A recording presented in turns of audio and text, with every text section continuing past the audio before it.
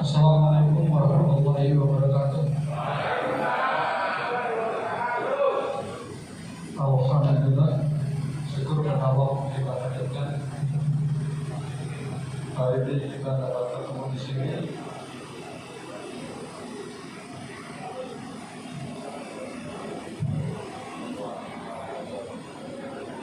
Semoga pertemuan kita mendapat berkah dari Allah Subhanahu wa taala. Dan terima kasih atas undangannya ke Purbalingga yang ternyata dari Semarang Purbalingga jauh banget. Saya nggak menyangka kalau perjalanan sampai 5,5 jam. 5 jam. Karena jalur biasa, jalur yang konvensional.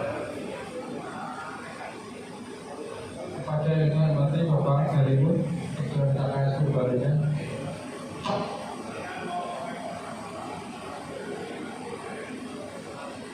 Terima kasih pada Pak Harimu dan para pengurus KKS Kabupaten Purbalingga yang sudah mengundang saya. Meskipun sebetulnya hari ini kegiatan dalam waktu bersamaan, tapi kadang saya sudah menyanggupi. Ini tekniknya Pak Harimu memang jauh sebelumnya sudah pesan saya. Padahal biasanya di akhir-akhir tahun ajaran banyak sekali kegiatan yang harus dipenuhi. Ini semuanya tawakilkan aja. Dan juga kurang pengalaman di Purbalingga ya. Untungnya tadi Pak Mariono sermon pada saya kalau kita bawa ke barat.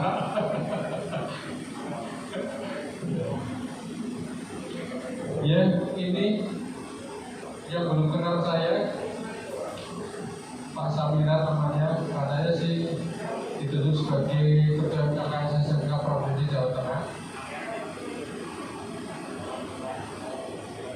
yang beberapa waktu lalu juga kami mencoba untuk menggerakkan KKS 1 Indonesia sehingga bisa kumpul di Semarang tanggal 3, 4, dan 5 Desember kemarin. Dihadiri oleh Pak Direktur dan timnya, murid, bahkan Pak Wikan, Pak Dirjen sebenarnya juga mau hadir, tapi harus mundur Jakarta karena harus ada bersama Pak Menteri. Habis saya mati, ini saya kayaknya juga rodo stres ini. Karena harus bicara kurikulum. Padahal kalau bicara kurikulum baru, paradigma baru itu paling nggak 5 hari sampai 10 hari. Ini apanya yang bisa sampaikan? Tapi mungkin saya tak di depan gitu. Tadi saya mendengar dari Pak siapa namanya? Pak Heri, ada 3 yang sudah SMKPK. Siapa? 2. Siapa Bapak Ibu? SMK mana? Purbalingga 1. Muhammadiyah 1. Muhammadiyah 1 Purbalingga. Yang satu lagi? Mari Dokter Serta Kafe. Yang negeri nggak payu itu? Belum. Iya. Sebelum saya juga bercerita tentang kurikulum, mending dari Maret dulu dan Muhammadiyah 1 cerita dulu. Ini Mas, ini Mas. Ini kepalanya Pak, pokoknya turun kurikulum. Udah ini pas kan?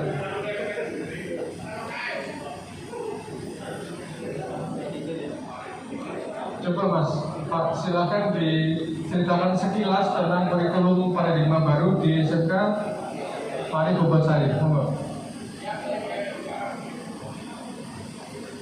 Bismillahirrahmanirrahim. Assalamualaikum warahmatullahi wabarakatuh. Bapak Kepala KKS, Bapak Harimun, Pak Dari, Bapak Ibu semua ini. Saya akan izin menceritakan sekolah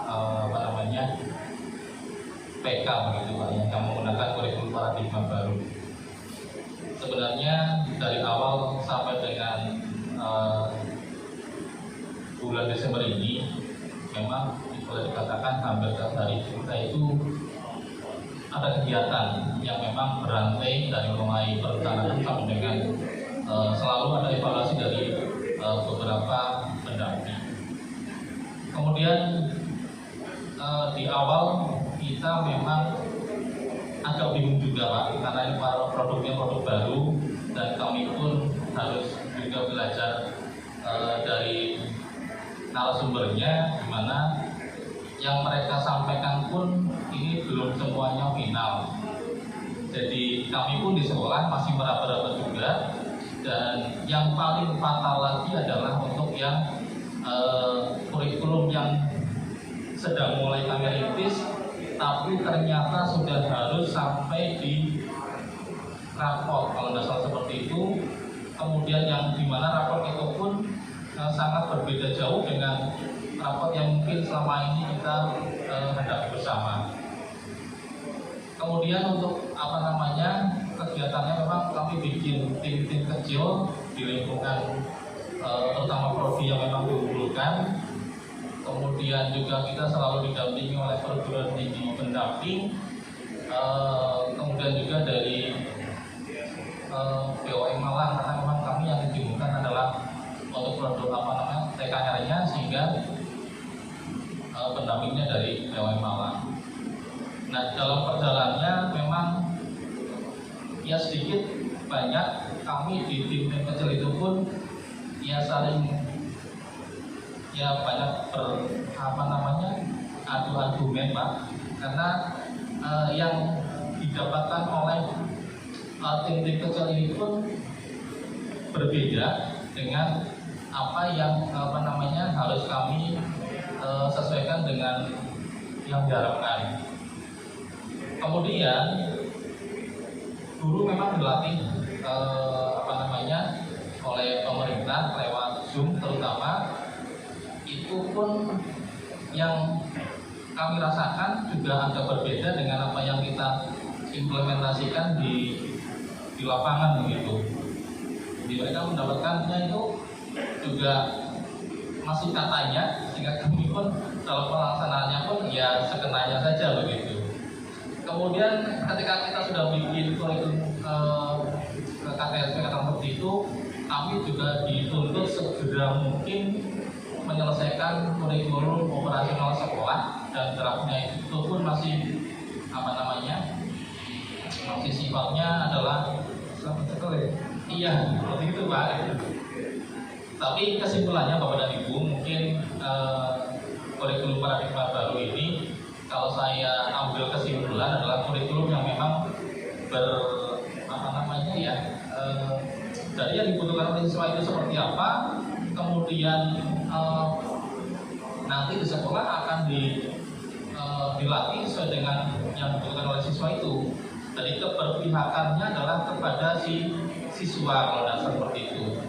Dan memang wajibnya kita juga harus ada semacam industri yang ada di sekolah begitu. Contohnya kalau di kami ada DHSU yang memang sangat berperan di dalam pembuatan kurikulumnya, karena bagaimanapun juga nanti tujuannya sebenarnya kan anak itu yang pakai kurikulum DHSU dan nantinya kerjanya ya di DHSU itu seperti itu. Namun proses awal dari sampai akhir itu memang ya sangat melelahkan sekali dan sangat menguras tenaga dan juga pikiran, dan juga ada sedikit ya perdebatan sedikit begitu antara BDT yang nanti dan kita begitu. Tapi saya kira kalau saya berpendapat kurikulum ini sangat bagus karena keberpihakannya adalah kepada anak sebagai nanti yang akan kita berikan pelatihan. Saya kira itu Pak. Oke, terima kasih teman-teman untuk beliau. Ini sudah paham belum? Rohnya malah belum ya?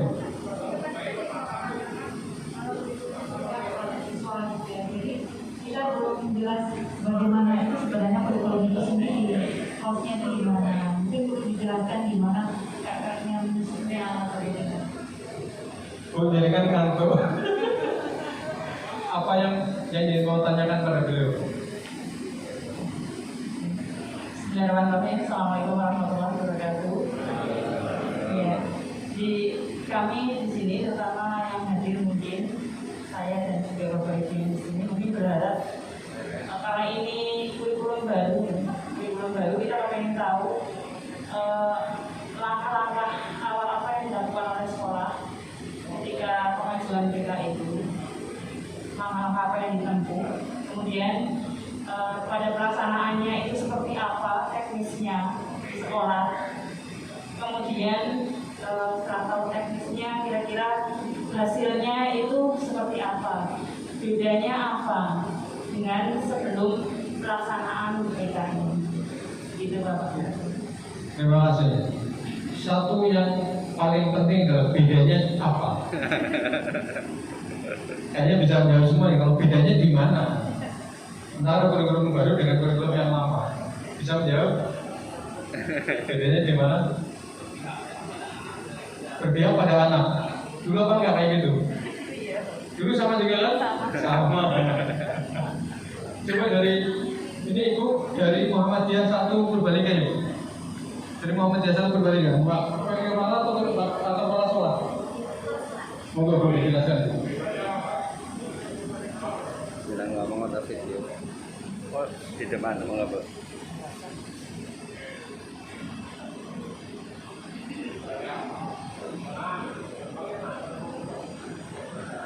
Assalamualaikum warahmatullahi wabarakatuh. Alhamdulillahirabbil alamin. Terima kasih atas waktu yang diberikan kepada kami. Terima kasih juga kepada SMK Ma'arif Besari yang sudah mengawali.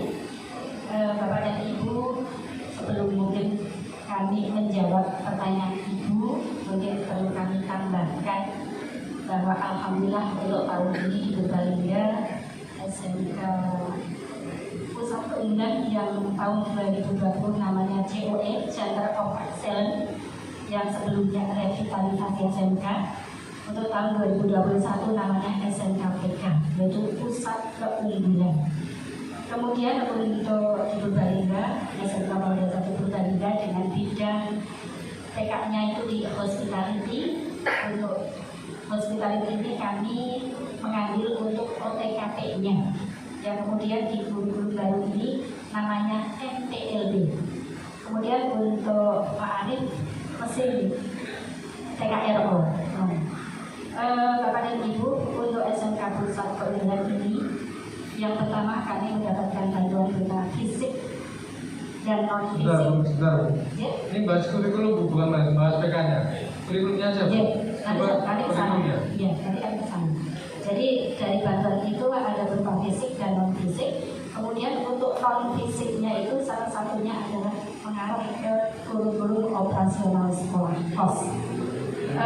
Kami sudah mencoba membuat kurikulum operasional ini, dan mohon maaf karena ini satu hal yang baru, tentunya kami belum maksimal.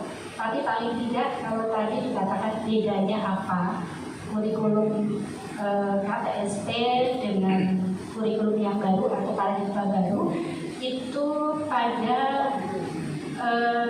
nanti di dalam kurikulum baru itu ada materi yang namanya P5BK, Profil Pelajar Pancasila dan Budaya Kerja, P5BK. Nah, ini yang membedakan nanti adalah link match-nya antara SMK dengan dunia industri. Jadi nanti di kurikulum PK ini ada istilah konsentrasi. Jadi nanti anak-anak kita itu di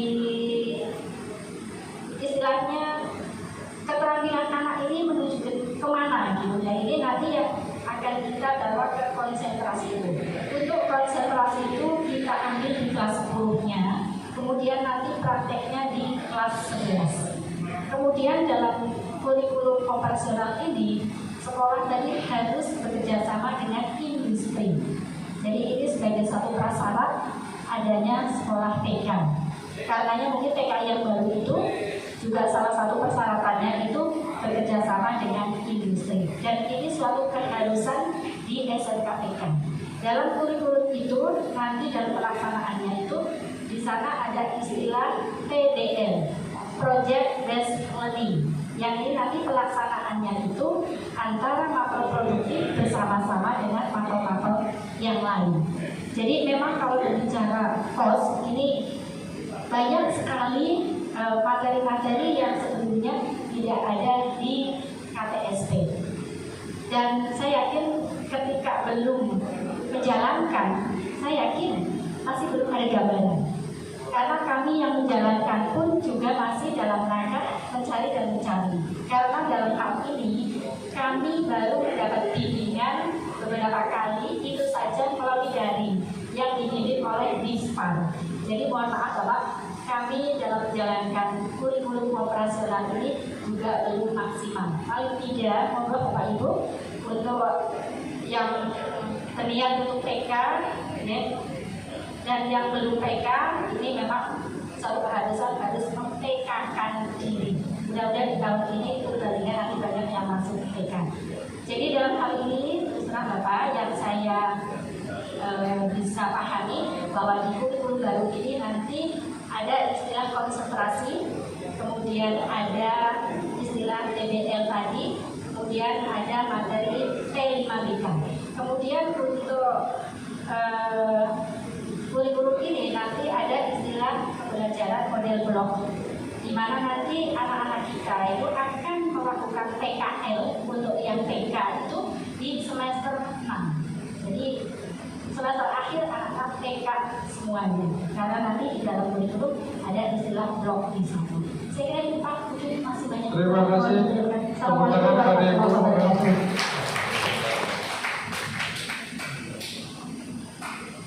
Semakin bingung ya Bapak Ibu ya. Oh yang menjelaskan aja bingung malah bingung. Iya. Ada yang mau bertanya dulu? Apa yang mau ditanyakan yang inti atau esensi aja? Ada? Yang dari mama kurikulum harusnya ijazahnya apa kalau kurikulum baru ini? Ya. Ya Pak, mau Pak? Pak Sutardi, Bang kurikulum?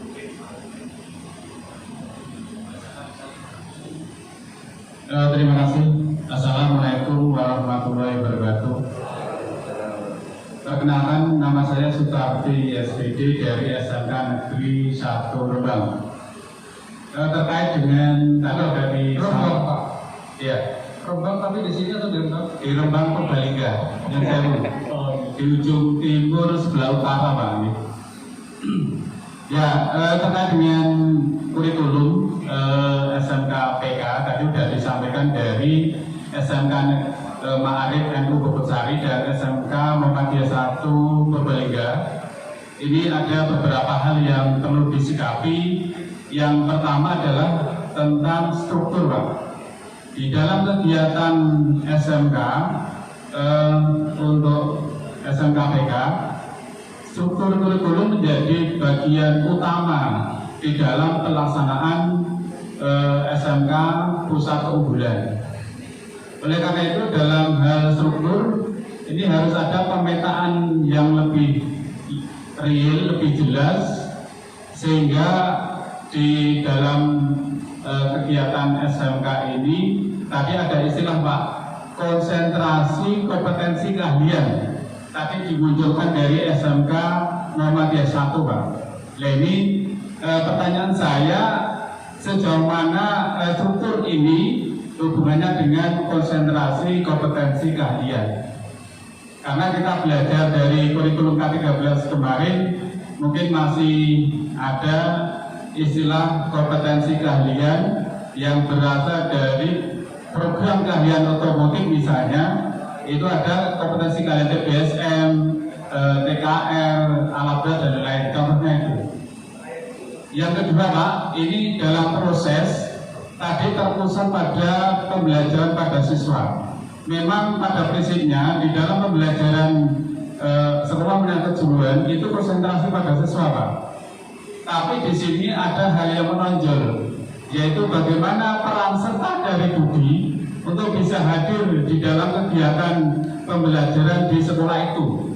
Jadi mohon dijelaskan nanti peran serta yang betul-betul bisa dimengerti, bisa dipahami kaitannya dengan duty dengan sekolah sebagai institusi pasangan, sehingga nanti mampu memberikan kesempatan kepada siswa, memberikan perhatian siswa sebagai pusat pembelajarannya. Kemudian yang ketiga, Pak, ini Nyun Sewu, saya kemarin melihat di secara online, istilahnya saya browsing, itu ada istilah kurikulum prototipe, Pak. Prototipe ini mohon dijelaskan nanti antara SMKPK dengan SMK dengan kurikulum prototipe. Saya kira begitu, Pak. Terima kasih. Wassalamualaikum warahmatullahi wabarakatuh. Terima kasih Pak Sutardi. Berbandingga berkenaan dengan kurikulum baru KOSP dan peta jalan SMK sekolah kami. Kepala sekolah atau kurikulum Pak. Tahun ini juga kami mengajukan untuk program kompetensi keahlian RPL Pak, karena jurusan yang lain dianggap jenuh oleh Pak Wikan Sakarindo kemarin. Yang menjadi pertanyaan kami, seumpama kita mengajukan kemudian tidak termasuk lagi sekolah yang ditunjuk sebagai keunggulan di SMKPK, apakah kurikulum KOS ini juga nantinya di tahun pelajaran baru juga diberlakukan untuk sekolah yang tidak mendapatkan bantuan PK? Kemudian yang kedua, seumpama kita mendapatkan, kemudian kalau melihat struktur kurikulumnya memang sangat berbeda jauh, baik nama mapelnya ataupun butir-butir dari kelompok A, B, C, dan D. Nah, pertanyaan kami, pengalaman studi banding di Bandung kemarin memakan korban. Setelah mendapatkan kompetensi keahlian, ternyata banyak guru yang akhirnya tidak linear secara jam pembelajarannya, yang mengakibatkan TPK-nya tersendat. Nah, apakah itu bisa bisa disiasati atau diaspirasikan ke pusat bahwa kita mendapatkan bantuan PK, tapi pada prinsipnya Bapak Ibu guru yang melakukan juga nyaman melaksanakan, sehingga tidak terhantui nanti kalau saya dapat bantuan ini akhirnya saya malah tidak mendapatkan atau tersendat TPK itu. Terima kasih Pak Rudi. Makin tambah permasalahannya ya.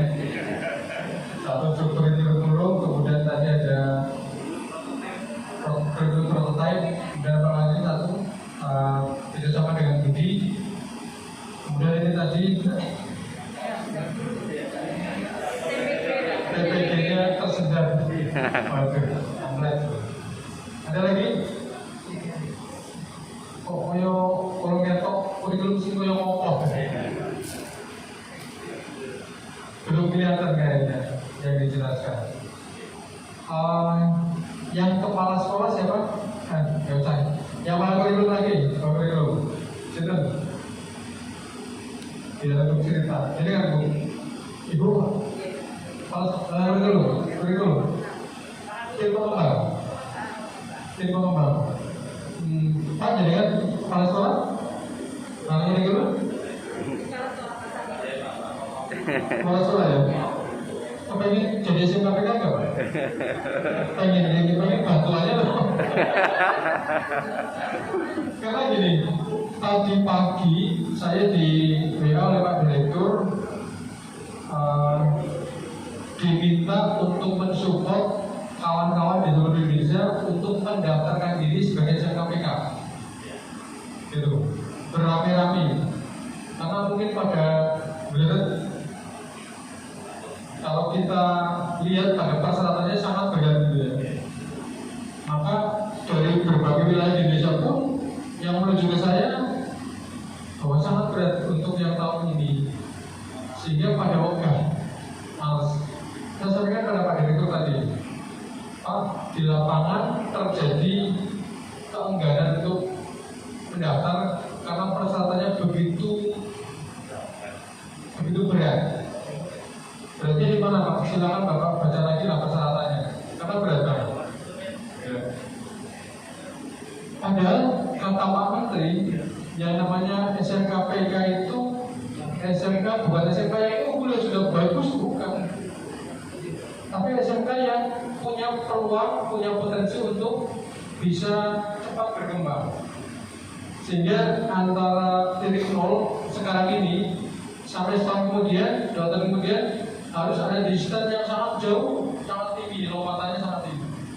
Itu dipentingkan. Makanya SMK kecil pun bisa jadi SMK-PK untuk tahun kemarin. Nah sekarang SMK bisa nggak ya kalau syaratnya kayak gitu? Kayaknya cenderung nggak bisa. Berbahagialah yang NU dan Muhammadiyah sudah dapat.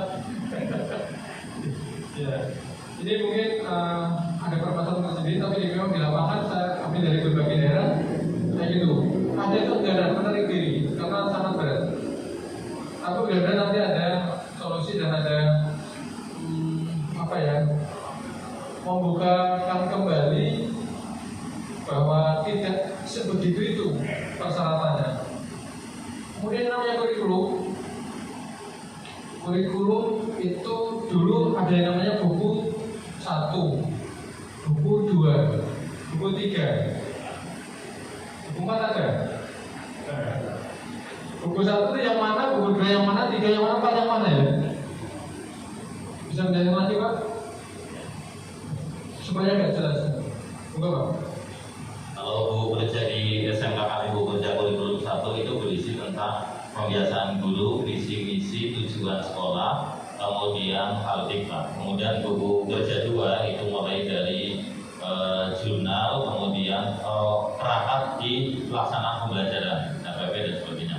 Kemudian buku 3 mengacu kepada analisa dan sejenisnya, KKM, kemudian ROP, kemudian sampai analisis. Kemudian yang keempat itu yang pengayaan dan remediasi. Jurnalnya, formnya sudah ada dan ditampung di masing-masing buku. Oke, terima kasih. Foto kurang buku ya. Kayaknya nggak sama ya.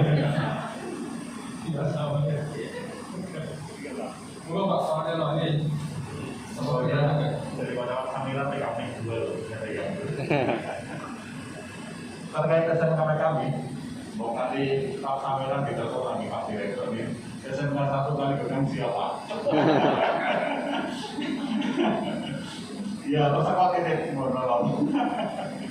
Siapnya terkait buku, kalau secara umum buku 1 itu tentang KTC kami kurikulumnya, kemudian yang kedua itu tentang silabus, dan yang ketiga tentang LPP dan sebagainya. Jadi cuma 1, 2, 3 ya? Nggak sampai 4 ya Pak? Iya, secara umum ya. Terima kasih Pak. Iya.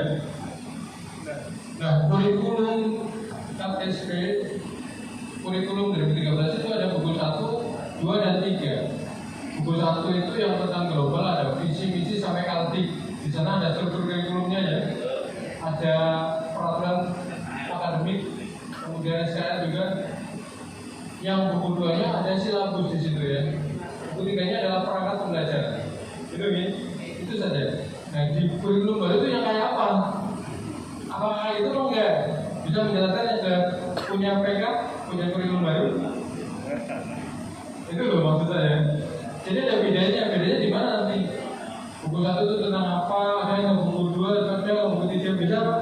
Jelaskan Pak. Coba Pak, sini Pak. Ini sudah mulai mengarah ini.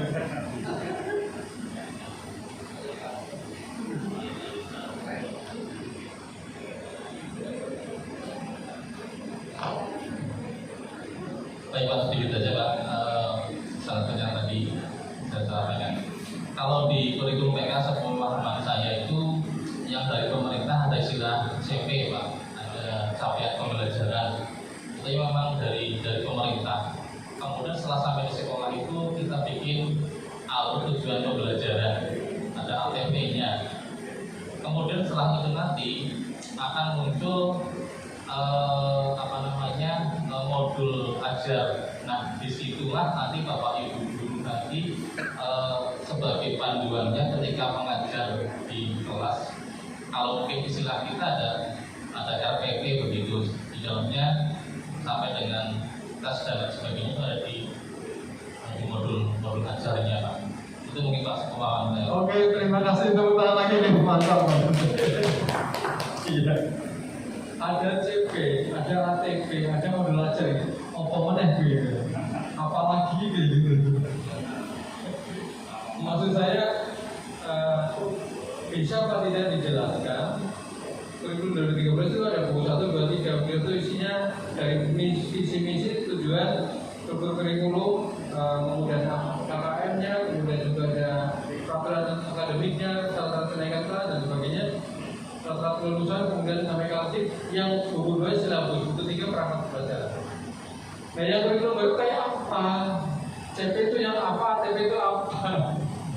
Jangan. Nah, berikutnya apa saja? Bisa Bu menjelaskan Bu? Belum bisa ya? Oke.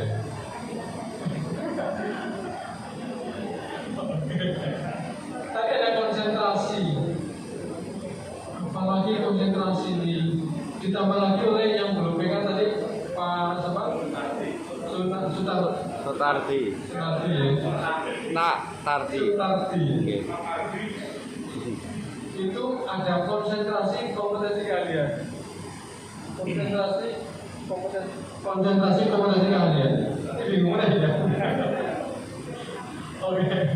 Saya beri gambaran secara umum tentang kurikulum baru. Nah, tapi terima kasih sudah ada kebingungan yang saya dapatkan di sini.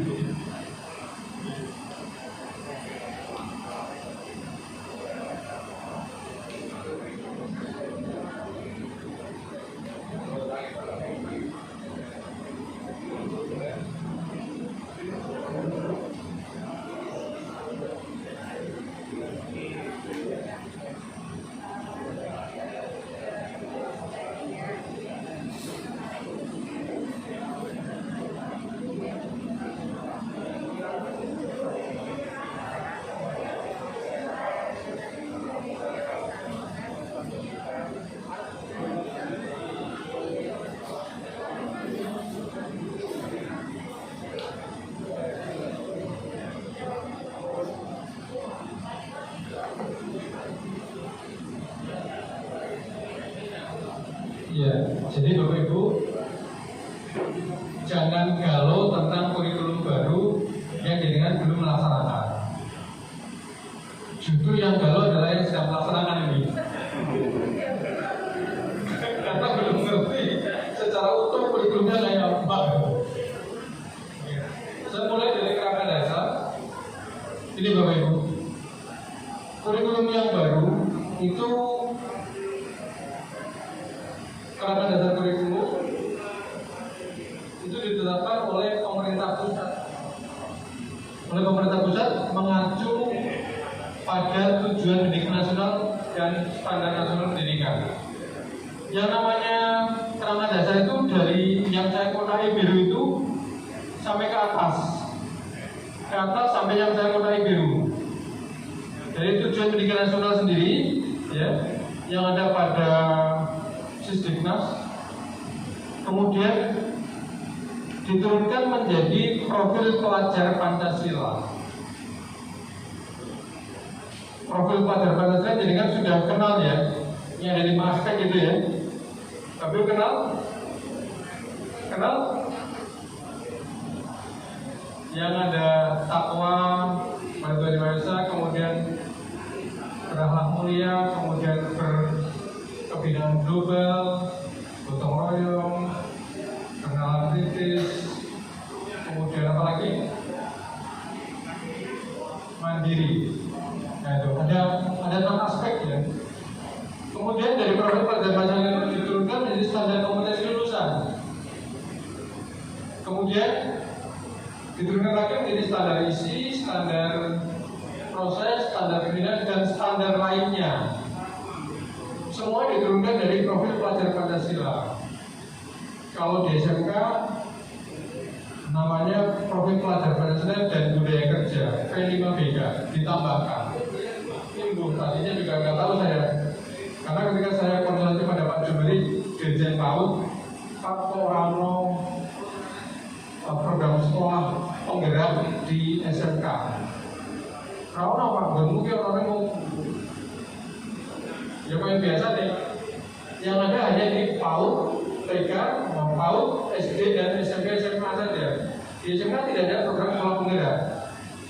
Nah, akhirnya di rapat kementerian terjadilah ditentukan bahwa SMK PK itu adalah SMK penggerak. SMK PK adalah SMK penggerak di SMK. Nah, sekolah penggerak di SMK namanya SMK PK. Lalu jadi diambil alih saja gitu, karena tadinya sudah ada SMK bulan. Udah itu aja diambil sebagai SMK penggerak, sekolah penggerak. Itu kemudian dari standar-standar itu kita disusun oleh pemerintah adalah struktur kurikulumnya. Jadi harus ada struktur kurikulum. Siapa yang menentukan? Tetap pemerintah pusat. Itu ranahnya pemerintah pusat, kementerian. Capaian pembelajaran atau CP tadi dijelaskan oleh dari NU ya. Capaian pembelajaran.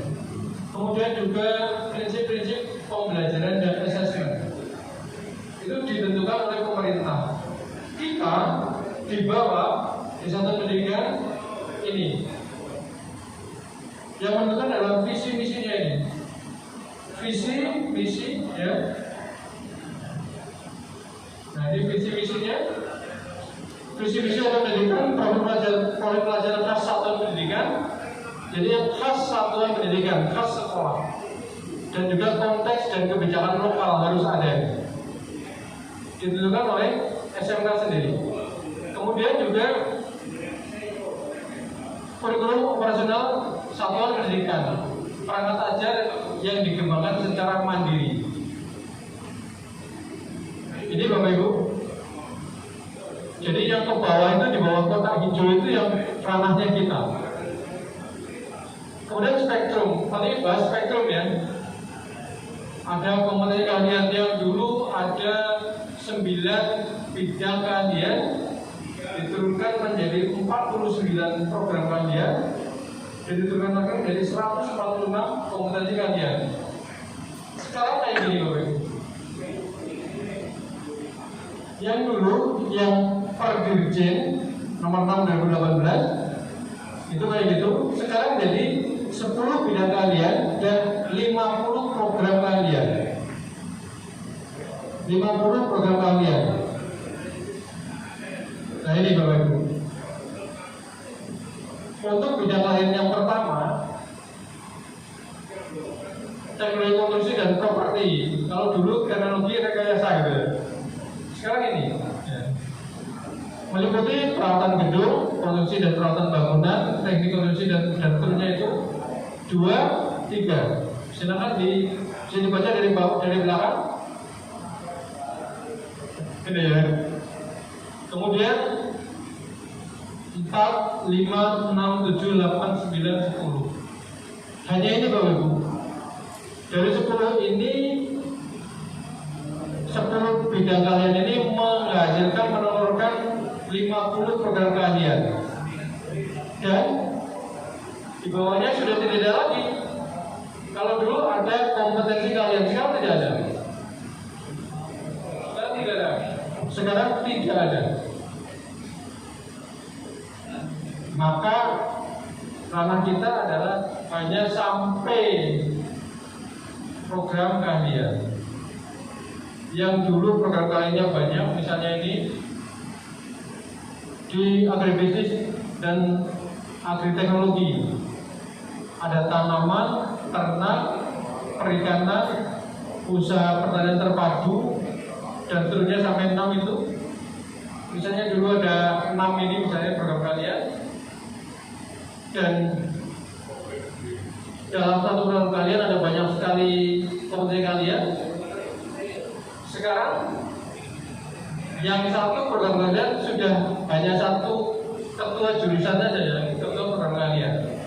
Tidak ada lagi ketua kompetensi keahlian, tidak ada lagi. Dan apalagi ketika di Dapodik hanya ketua program keahlian yang dianggap sebagai punya konversi berapa? 6 jam atau 12 jam? 12 jam ya. 12 jam itu. Yang ketua kompetensi keahlian tidak ada, tapi program keahlian. Hanya ini Bapak Ibu. Lalu jurusan yang biasanya kementerian kalian atau paling lain gimana? Tidak ada. Itu yang menjadikan atau kita yang harus menentukan. Ya, misal saja ini di otomotif ada di mana ya? Takin. Ini Manufaktur. yang nomor 2, teknik otomotif. Dulu ada TKR, ada TBSM, ada teknik alat berat, ada lagi apa ya? Bodi otomotif. Dulu ada itu ya, bodi otomotif gitu ya. Ada apa? Bodi otomotif termasuk carpenting itu ya. Ada itu Bapak Ibu, kompetensi kali ini ada seperti itu. Sekarang bebas kita, tidak harus yang itu.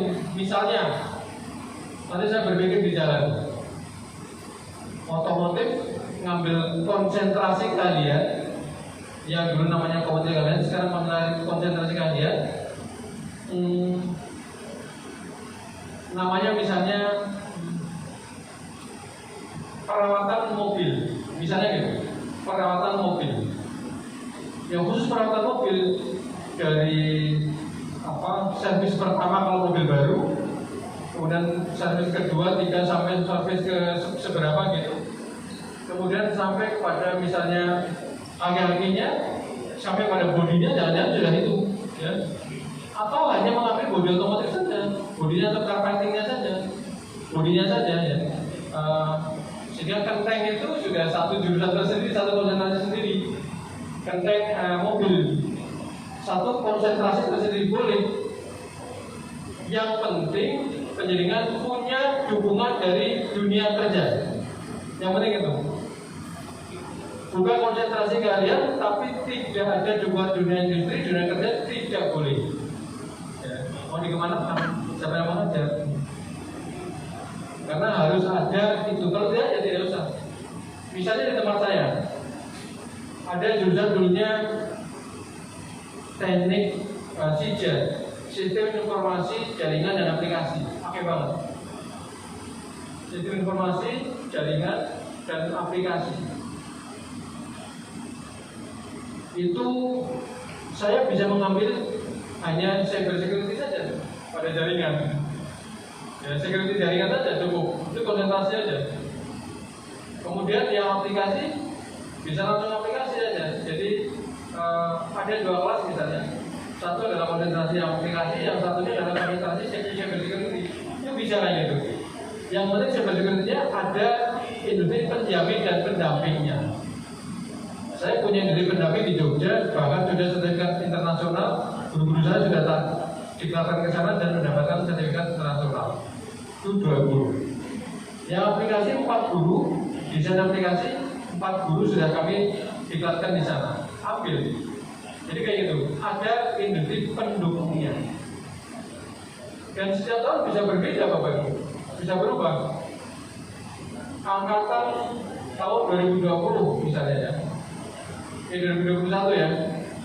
Itu ngambil konsentrasi cyber security sampai kelas 3 besok. Besok lagi pada angkatan 2022 sudah beda lagi boleh. Asalkan industri pendukungnya ada. Itu gitu. Namanya adalah konsentrasi keahlian yang di-develop dari program keahlian. Ingat, harus ada industri pendukungnya. Kalau tidak ada, tidak bisa dibuka. Kata dia. Kemudian struktur kurikulum.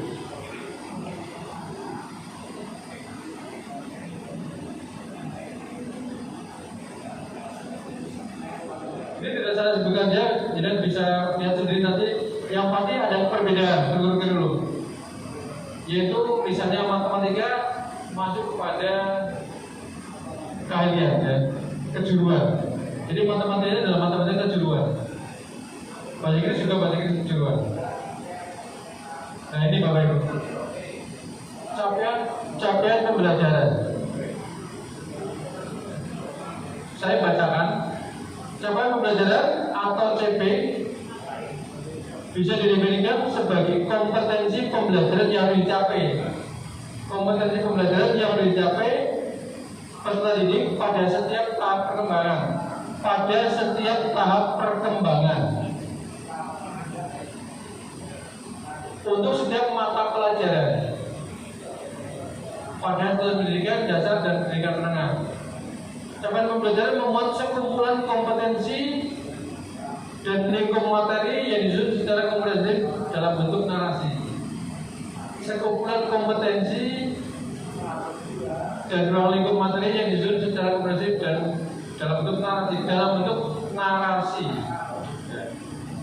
Kalau dilihat lagi, merupakan bentuk pengintegrasian kompetensi inti. Ini sudah kelihatan ya. Bentuk pengintegrasian dari kompetensi inti dan kompetensi dasar diintegrasikan, disatukan. Ini disusun secara komprehensif dalam bentuk narasi yang meliputi sekumpulan kompetensi dan lingkup materi. Hasil perburuan kompetensi inti dan kompetensi dasar ini menjadi satu kesatuan penjabaran kemampuan yang diharapkan dapat dikuasai anak di akhir pembelajaran. Tidak lagi terpisah antara komponen sikap, pengetahuan dengan keterampilan, tidak, tapi terintegrasi di situ. Sebentar. Capaian pembelajaran memungkinkan setiap anak mendapatkan pengalaman belajar sesuai dengan tingkat kompetensinya.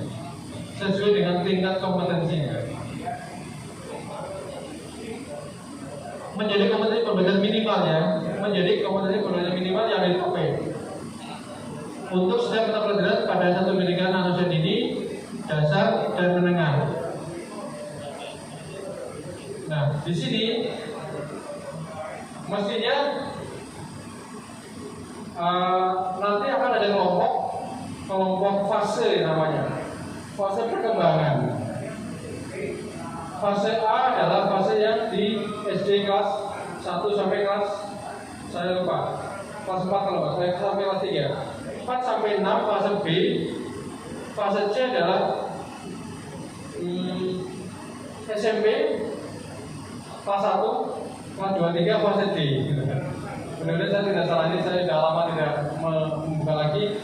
Khusus SMK itu fase E di kelas 10. Dan kelas 11-nya, 11 dan 12 paginya fase F. Ya. SMK kelas 10 fase E, kelas 11 12 fase F. Jadi capaian pembelajaran disusun dalam bentuk yang fase-fase untuk suatu mata pelajaran. Itu kulitnya gitu. Dilakukan untuk membedakan dengan kelas, karena peserta didik di satu kelas yang sama bisa jadi belajar dalam fase pelajaran yang berbeda. Angel bagaimana ini? Kita lihat. Ya. Fase dilakukan untuk pembelajaran membedakan dengan kelas karena peserta didik dalam satu kelas yang sama bisa jadi belajar dalam fase yang berbeda. Ini merupakan penerapan dari prinsip pembelajaran sesuai tahap capaian belajar atau yang dikenal dengan istilah teaching at the right level, mengajar pada tahapan tingkat yang sesuai. Sesuai dengan yang disampaikan Pak Menteri pada pidato SMKPK, bahwa guru dalam satu kelas, ketika ada dalam satu kelas, harus punya segmentasi. Itu pada SMKPK sudah level 3, level harapan. Level yang diharapkan oleh Pak Menteri. Level 1 adalah level yang masih ecek-ecek SMK-nya, ya, masih banyak perundungan, masih banyak yang bullying dengan, kemudian masih banyak yang gurunya tidak mengajar tapi penting disampaikan aja. Orang peduli pinter karpe dewi, karpe silakan. Anakku sudah anakku dewi. Kemudian juga SMK yang tingkat ketersamaan diri masih di bawah 10%. Fase kedua sudah mulai perundungan masih ada tapi tidak menjadi norma, kebiasaan sehari tidak. Ketersamaan sudah lebih dari 20%. Ya. Fase ketiga adalah fase harapan, tidak ada perundungan sama sekali dan guru-guru dalam mengajari kelas itu sudah pakai segmentasi. Di sana sudah melayani siswa-siswa yang yang berkebutuhan khusus, inklusi, kemudian siswa yang slow learner, siswa yang normal tapi di atas siswa itu apa itu? Kemudian yang menengah, yang high level, yang sangat cerdas, itu harus terlayani semua dengan sebaik-baiknya. Itu SMKPK, angel. Tidak ada siswa tidak naik nantinya, mestinya kayak gitu. Kalau kayak gini arahnya, maka harus semua siswa terlayani meskipun naiknya beda. Nanti ada gini, ada beberapa siswa yang satu dapat nilai 70, ini 80. Ini protes. Sorry, 70 juga 70. Ini bisa protes. Loh, ulangan-ulangannya aja dia dapatnya segitu. Kok dia dapat 70? Padahal ini adalah satu-satunya anak yang harus tidak naik kelas. Cuma dia banyak protes. Tapi nggak seperti itu. Jadi KKM ini dengan ini beda. Nilai 70 ini dengan 70 ini beda sekali. Artinya berbeda. Makanya harus terlayani secara baik-baik dan beda arti makna dari nilai 70 itu sendiri. Nih, di fase M mencakup landasan tata pelajaran umum yang bertujuan untuk memperkuat dasar yang di depan SMP. Kemudian fase E juga menyampaikan tata pelajaran dasar-dasar program kalian yang menekankan pada soft skill, pemahaman yang holistik tentang karir, tantangan, serta peluang yang dapat muncul pada masa terkait dengan program kalian yang dipilihnya. Jadi masih umum kelas 10-nya itu fase E. Masih umum. Belajarnya tidak langsung fokus kepada CNC, pada gambar teknik tidak. Tapi masih pengenalan lah. Bagaimana karirnya ke depan nanti kelas 10 harus sudah disampaikan itu. Juga umum dasar-dasar keterampilan teknis yang mendukung siswa saat mereka mengambil konsentrasi pada fase F nanti. Jadi konsentrasi itu diambil pada fase F setelah kelas 2 ya. Baru mengambil konsentrasi. Yang kelas 10 masih umum, fase E masih umum. Ini fase A, kelas 1 sampai 2 SD fase A. Fase B 3 sampai 4, fase C 5, 6, fase D SMP ya. Kelas 7, 8, 9. Fase E nya kelas 10, fase F dan 11, 12. Itu Bapak Ibu. Ini hanya sampai jam 11 saya di sini. Sebelum saya akhiri, silakan yang mau bertanya pada saya. Karena harus 5 hari minimal, saya ada 10 hari. Ya. 10 hari untuk diklat kurikulum ini. 1 hari ya. Kira-kira bedanya saja dengan kurikulum yang lama lah, sudah agak ada pandangan ya. Jadi CP dapat pembelajaran itu kalau dulu mungkin ya silabus gitu. Karena merupakan integrasi antara kompetensi inti dan kompetensi dasar. Terintegrasi banget di situ, termasuk cakupan materi dan lingkup materinya dan metode pembelajarannya. Di sana kan gitu. Kemudian capaian pembelajaran harus diturunkan menjadi alur tujuan pembelajaran. Jadi kayak kalau dalam kurikulum 2013 kurikulum 2006 itu adalah apa ya? Tahapan kompetensi, pencapaian kompetensi. Ya. Tapi kemudian ada tujuan sampai banyak tujuan, jadilah alur tujuan pembelajaran. Untuk mencapai lulusan matematika harus dari awal dulu apa? Harus dari tipologinya, dari persamaan linearnya, persamaan kuadrat, kemudian limit, integral diferensial dan seterusnya. Baru mencapai standar kelulusan matematika di SMK. Nah, dari situ disusunlah tujuan pembelajaran itu jadilah alur tujuan pembelajaran. Dari sini akan diturunkan lagi dalam modul ajar atau RPP dalam zaman dulu. Ya. Jadi bedanya sekarang tidak ada RPP, adanya modul ajar. Tidak ada silabus, adanya capaian pembelajaran. Nanti sudah disebar di mana-mana, CP silakan jadi download di kementerian, di web kementerian. Yang mau bertanya pada saya, sekilas saja untuk. Terima kasih Bapak. Kami akan menanyakan terkait dengan konsentrasi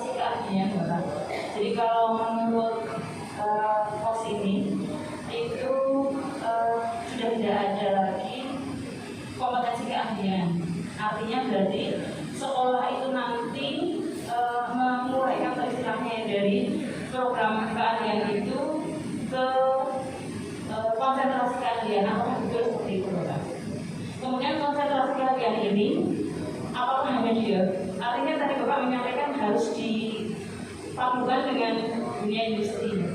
Jadi untuk menentukan konsentrasi keahlian ini harus difikirkan dulu kira-kira kita punya kerjasama dengan industri mana seperti itu kan? Ya, terima kasih sekali.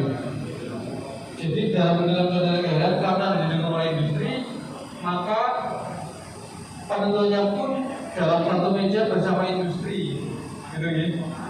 Industri pasangan kita yang akan menyusun kurikulum bareng, kurikulum SMK yang dengan Ampuh gitu. Satu meja. Makanya tadi jangan-jangan, please kamu nggak usah macam-macam otomotifnya, yang penting perawatan otomotif atau perawatan mobil saja cukup. Misalnya gitu aja, dari A sampai Z, pokoknya mau ada mobil rusak, yaitu kamu yang harus punya kemampuan di situ. Misalnya kayak gitu. Karena itu guru dari industri pun harus berperan di situ. Instruktur dari industri berperan di situ dalam mensukseskan konsentrasi keahlian yang dibuka.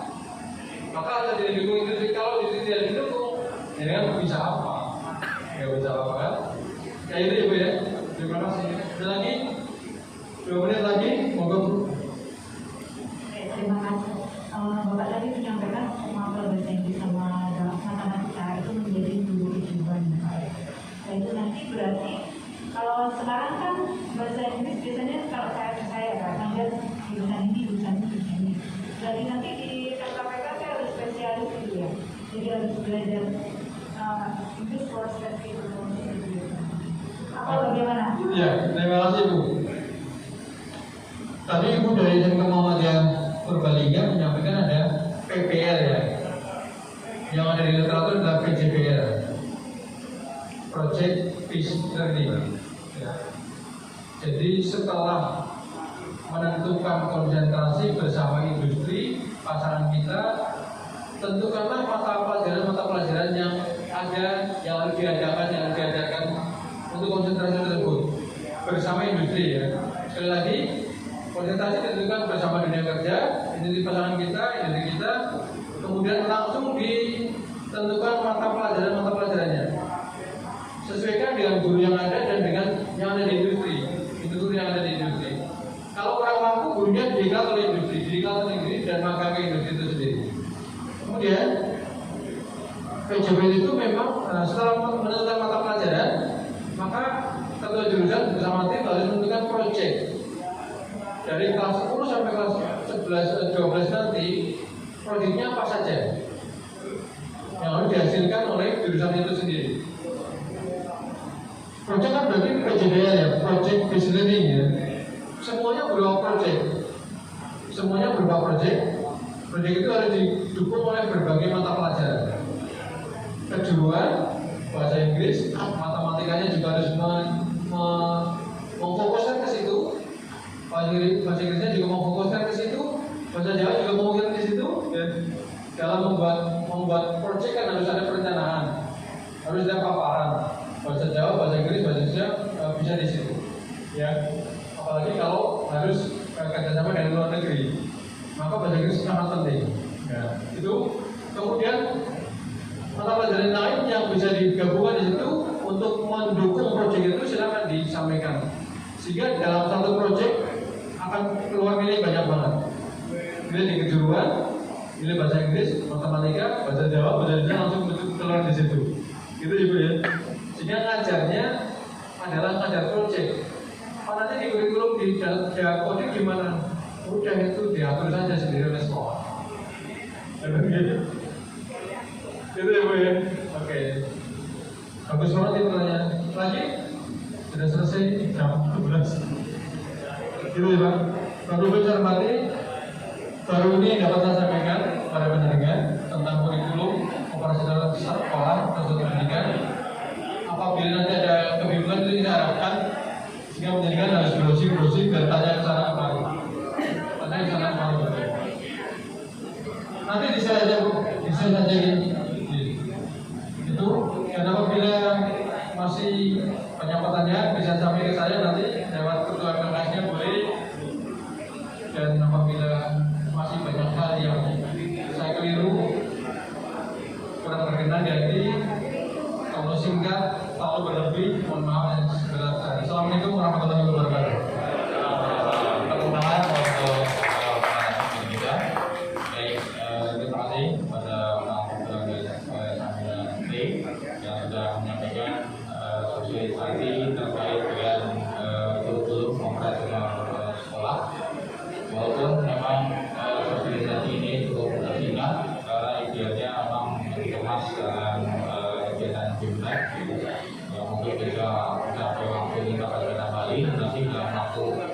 menit ini atau 1 jam. Yang mudah-mudahan juga ada gambaran dari Bapak Ibu semua terkait dengan kurikulum operasional sekolah yang termasuk perbedaan antara POS ini dengan KPSG atau kurikulum 2013, di mana perbedaan yang ada diantaranya adalah kalau kurikulum KPSG itu ada 1, 2, dan 3, ada POS ini juga ada. Jadi ada yang paling utamanya adalah dalam POS ini nanti keterlibatan dari dunia usaha atau dunia industri, karena memang tidak seperti KPSG. Kalau KPSG kemarin kalau kita punya jurusan 5 semuanya ada KPSG-nya, ada kurikulumnya. Nah, nanti berarti tidak ada, karena dalam POS ini nanti berdasarkan program keahlian. Jadi program keahliannya yang masih dalam satu konsentrasi, misalkan beberapa konsentrasi, misalkan dari teknik otomotif ada MKO, misalkan ada DSM, berarti cuma satu. Berarti fokusnya satu, yaitu program keahliannya teknik otomotif. Itu sudah ada. Hanya nanti di dalamnya sudah ada keterlibatan surat pernyataan keterlibatan studi dalam sinkronisasi kurikulum sesuai dengan konsentrasi keahlian yang ada. Jadi kalau 2 konsentrasinya yang berarti nanti dari otomotif sendiri, dari TKO sendiri, dari DPSM sendiri. Jadi lebih sedikit tentunya. Dan kemudian di dalam proses itu juga nanti ada proyek penguatan profil belajar Pancasila dan budaya kerja yang disampaikan, itu juga termasuk bisa dilaku oleh semua guru mapel, ya artinya tidak terikat hanya guru agama atau guru PKN saja, tapi juga dari guru yang lainnya. Hanya masalahnya yang ada di SMK Muhammadiyah 1 juga terjadi, yaitu guru tersebut tidak diakui mapelnya atau jam pelajarannya, karena dari sistemnya belum support. Jadi ada juga yang mana mapel kegiatan kelas 3 itu sudah diajarkan oleh guru tertentu, tetapi ternyata di sistem tidak diakui. Ini juga perlu adanya sinkronisasi sistem supaya jangan sampai pemberlakuan kurikulum operasional sekolah ini nantinya akan merugikan Bapak Ibu terkait dengan pengakuan jumlah jam dalam sertifikasi, sehingga nantinya tidak ada guru yang dirugikan. Nah, kemudian juga untuk pada kurikulum 2013 itu ada istilahnya ada muatan nasional dan muatan kewilayahan. Nah, ini tidak ada. Jadi ada kelompoknya ada 3, kelompok umum, kemudian kelompok kejuruan, kemudian proyek penguatan profil belajar Pancasila. Di mana tadi mata pelajaran yang masuk ke dalam kejuruan biasanya dalam bahasa Inggris, matematika, dan juga ada informatika dan lain-lain. Sehingga nanti masuknya adalah fokusnya kepada kejuruan. Dan termasuk yang membedakan dengan kurikulum 2012 adalah adanya capaian pelajaran. Dulu yang namanya silabus ini tidak ada, yang 2023 tetapi adalah bentuknya capaian pembelajaran. Jadi kompetensi pembelajaran yang harus dicapai oleh peserta pada setiap tahapan pembelajaran. Ada fase A sampai ke F, itu hubungannya dengan capaian pembelajaran. Itu mungkin beberapa hal yang dapat kami sampaikan, termasuk Bapak Ibu juga tadi sudah mengeksplorasi terkait dengan kurikulum pelaksanaan ini. Mudah-mudahan bisa menambah wawasan dan literasi Bapak Ibu terkait dengan POS ini, dan apabila mungkin dalam penyampaian dari narasumber belum maksimal, ya saya mohon maaf karena memang keterbatasan waktu yang ada.